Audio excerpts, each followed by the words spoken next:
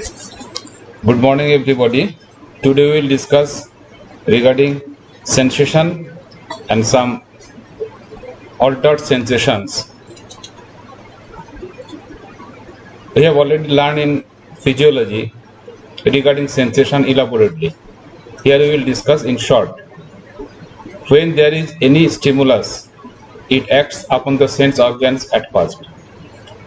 Then this impression is carried to the sensory center of brain through the sensory nerve. Then it is experienced as sensation. For example, a ray of the light acts upon the eye and through optic nerve goes to brain and produces sensation of light. Thus, sensation is the simple impression produced in the mind by the stimulus. It is the simple form of cognition. Sensation are partly subjective and partly objective.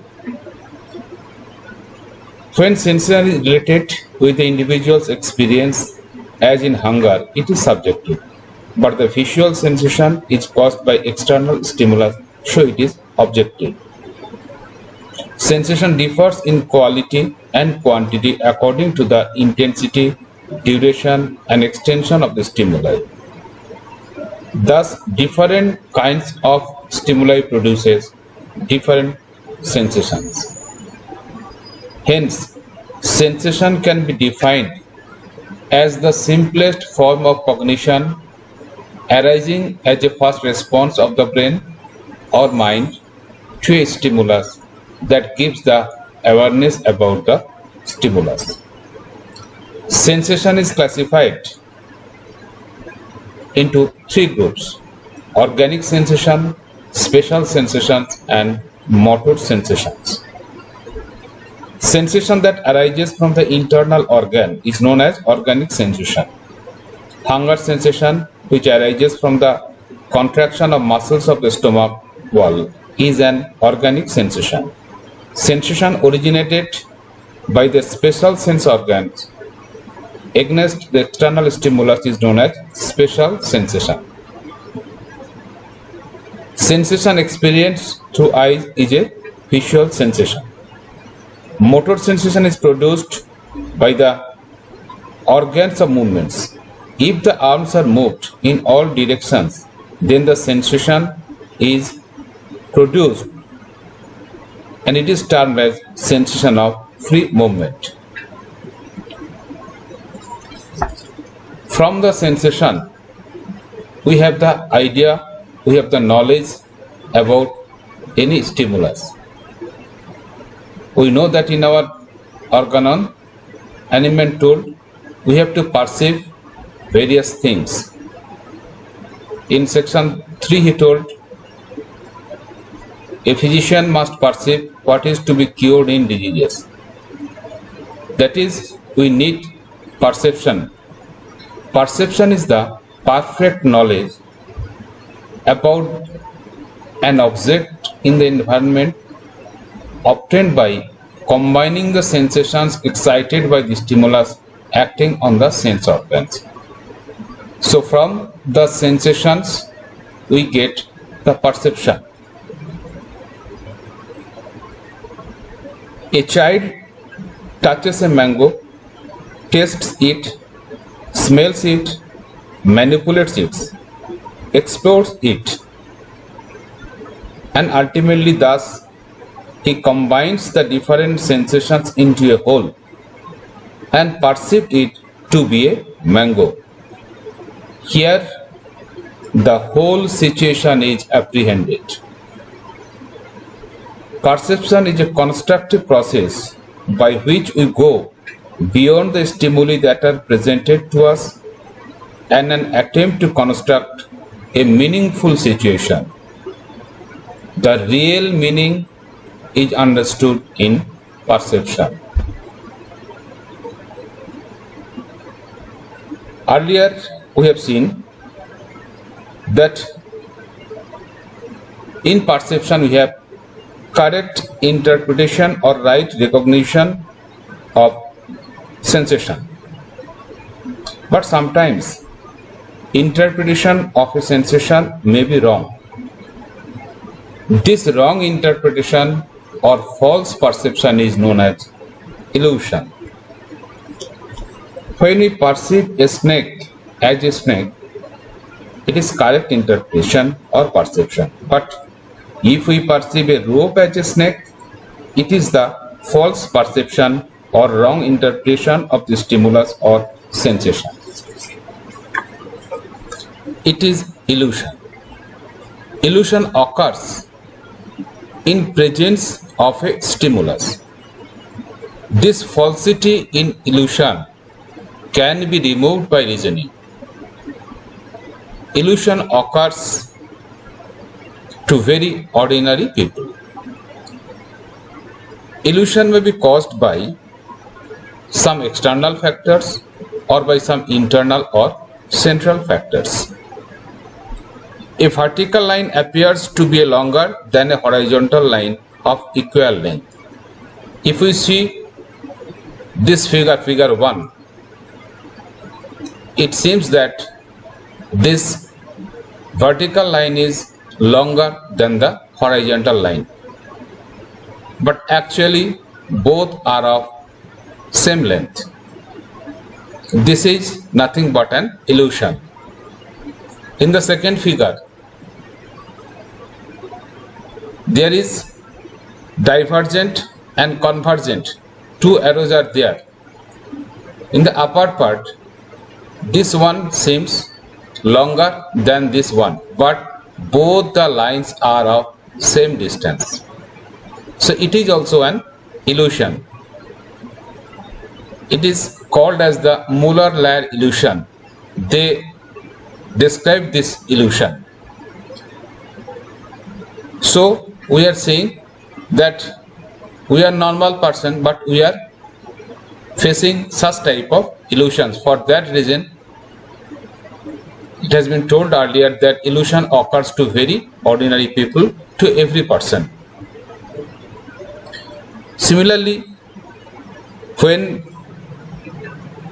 we travel in a bus, the trees and houses nearby appear to move in the opposite direction, though they do not really move. This is also an illusion caused by movement. So in this way, we have so many illusions.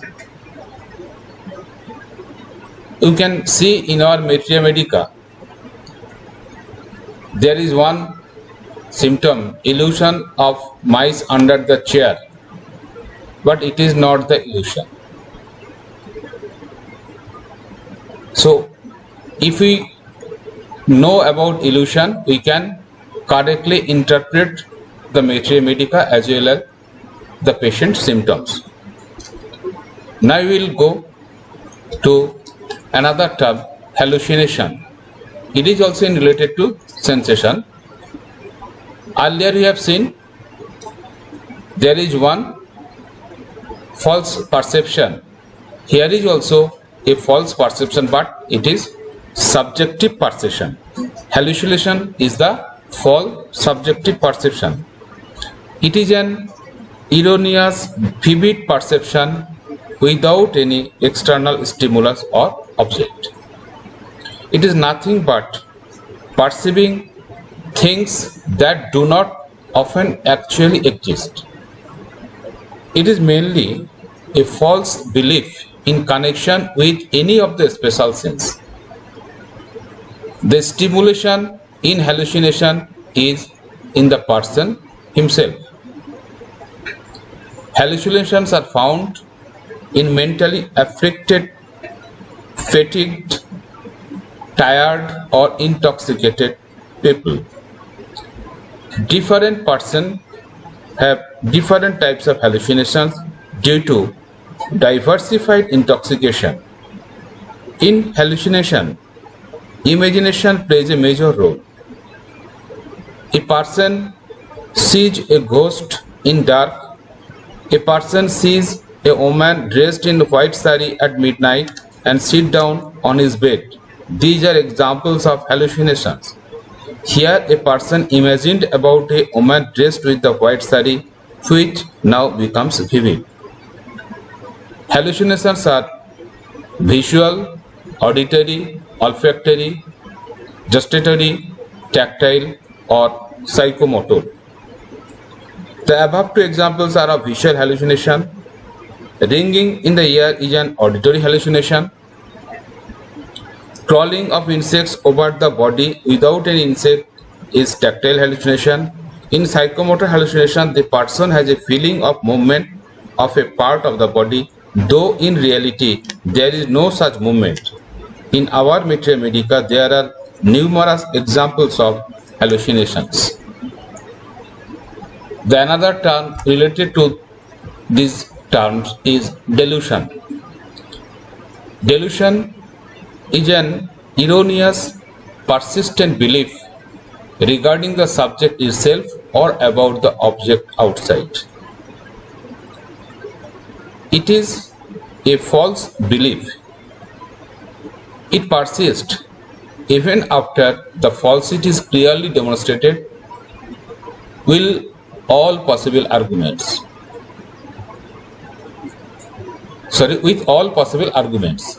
It is generally experienced by people suffering from psychic disorder and also in drug or alcohol abusers. Delusion may be of various kinds: delusion of grandeur, command delusion, delusion of persecution, delusion of depression. In delusion of grandeur, one believes that he is in fact an historical personality and of great importance. In command delusion, a person hears voices telling him or her to commit an act. This leads to self-mutilation or to violent criminal acts.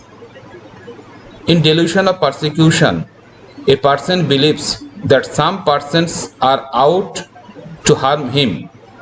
A person suffering from depression often has a belief that he is worthless, sinful or unlikable in society, etc. This is delusion of depression. In our materia medica, there are ample examples of delusions. If we have correct idea about all these terms, then we can know our materia medica, know our medicines as well as the patient very well.